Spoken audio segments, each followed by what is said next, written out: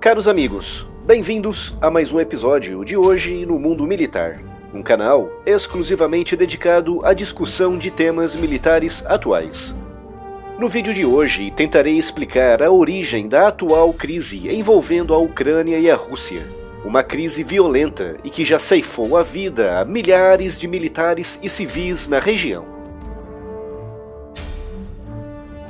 O ex-presidente ucraniano Viktor Yanukovych foi eleito em 2010, prometendo reformas econômicas profundas num país que ainda não tinha se recuperado completamente dos tempos da dominação comunista soviética.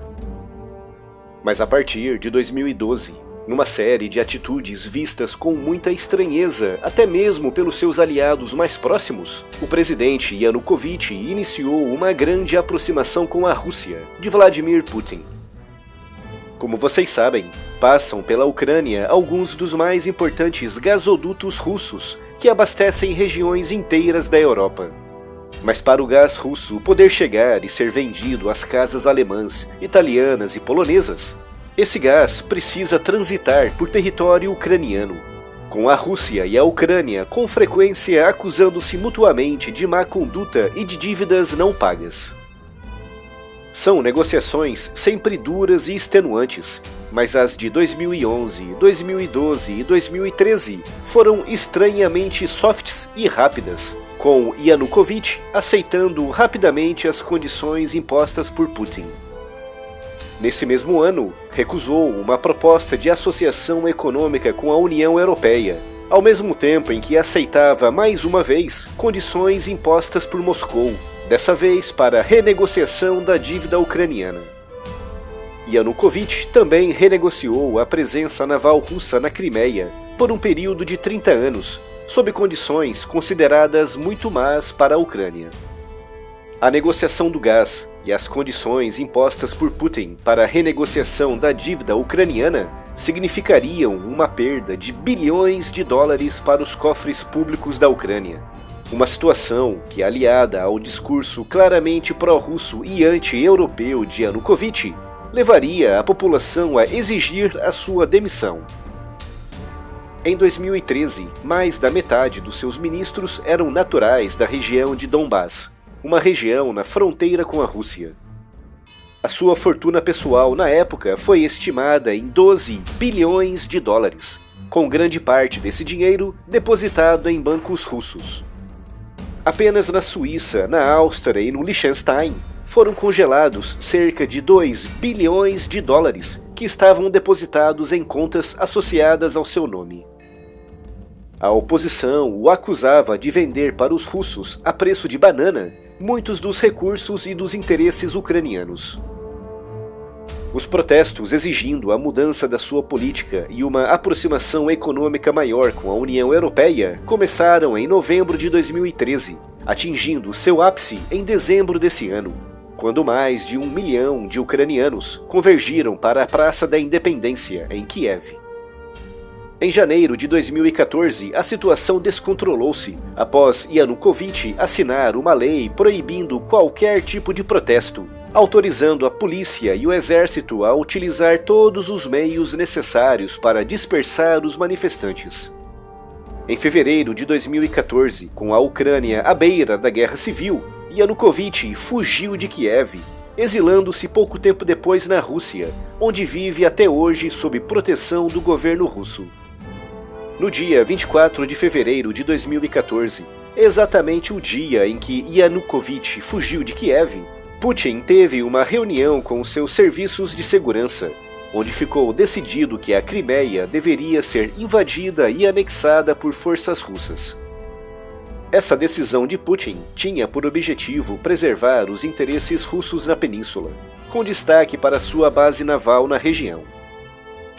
Com a queda de Yanukovych, Putin temia que subisse ao poder um governo mais pró-europeu e anti-russo, algo que poderia colocar em risco a presença naval russa no Mar Negro. No dia 27 de fevereiro, apenas 3 dias após essa reunião, soldados russos mascarados e sem insígnias de identificação das suas unidades tomaram o parlamento da Crimeia, ao mesmo tempo em que edifícios governamentais eram também invadidos e ocupados. É importante lembrar que a Crimeia foi cedida à Ucrânia pela União Soviética em 1954 e em 1991, após o desmoronamento soviético, a Crimeia aprovou em referendo popular a sua permanência na área de administração da Ucrânia. Poucos dias depois da anexação russa, em março de 2014, iniciaram-se protestos violentos em Donbás, uma região na fronteira com a Rússia. Os manifestantes pró-russos exigiam o retorno do ex-presidente Yanukovych, ou então a independência da região, visando uma futura integração na República Russa.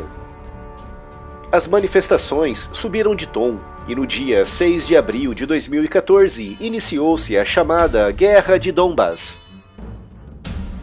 De um lado, tropas ucranianas defendendo a integridade territorial do seu país, e do outro, paramilitares, armados e equipados pela Rússia, exigindo a independência da região. Em agosto de 2014 foram detectados em território ucraniano soldados, veículos e peças de artilharia provenientes da Rússia, o que levaria a Ucrânia a declarar oficialmente que o seu país estava sendo invadido pelos russos. O presidente Vladimir Putin não negou a invasão, argumentando que o objetivo era apenas humanitário, para proteger a população russa que vivia na região. Para muitos analistas internacionais, a invasão russa da Ucrânia e a guerra de Donbás, financiada pela Rússia, são medidas invocadas por Putin como uma espécie de retaliação pela perda de um grande aliado, o ex-presidente Yanukovych. A Rússia não tem interesse em invadir militarmente a Ucrânia numa operação em larga escala, até porque haveria o risco dessa guerra escalar e atingir proporções maiores e descontroladas, principalmente se começar a envolver vizinhos da Ucrânia que fazem parte da OTAN. Aquilo que Putin quer é mostrar o seu descontentamento e, ao mesmo tempo, enfraquecer e desequilibrar o novo governo ucraniano, claramente anti-russo e muito mais pró-europeu do que o anterior. No dia 17 de julho de 2014, ocorreu um dos eventos mais tristes dessa guerra, quando um avião da Malaysia Airlines com 283 passageiros a bordo foi derrubado por um míssil antiaéreo disparado pelo sistema russo 9K-37 Buk. O veículo lançador russo entrou em território ucraniano na manhã desse mesmo dia. O lançamento do míssil ocorreu às 13h20 e por volta das 18 horas, o lançador retornou para o interior da Rússia. Apesar das investigações, não há certezas sobre quem operou o lançador, se foram forças rebeldes ucranianas pró-russas ou se foram militares russos. Apesar de existirem supostos manuais de operação do equipamento na internet, o 9K-37 é um sistema muito complexo, exigindo a operação coordenada e sincronizada de múltiplos veículos, estações de radar e de monitoramento. Não é apenas apontar e disparar, exigindo um nível técnico de operação bastante elevado.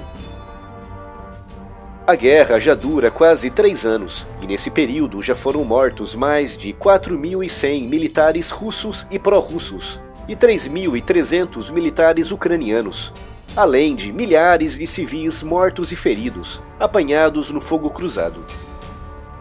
Apesar do cessar-fogo de setembro de 2016, ainda ocorrem combates esporádicos entre as tropas ucranianas e as tropas russas e pró-russas, com a situação atingindo nesse momento um impasse, com cerca de 2/3 da região de Donbás nas mãos da Ucrânia e 1/3 nas mãos dos separatistas. Como referi, Putin não tem a intenção de invadir e anexar a Ucrânia, até porque, se realmente quisesse, o exército ucraniano não seria capaz de detê-lo. Aquilo que Putin quer é manter o conflito local e confinado em Donbás, desestabilizar o novo governo anti-russo e, se nesse processo conseguir anexar mais um pouco de território ucraniano, melhor ainda. Essa é a origem da atual crise da Ucrânia, uma crise que ainda está longe de ficar resolvida.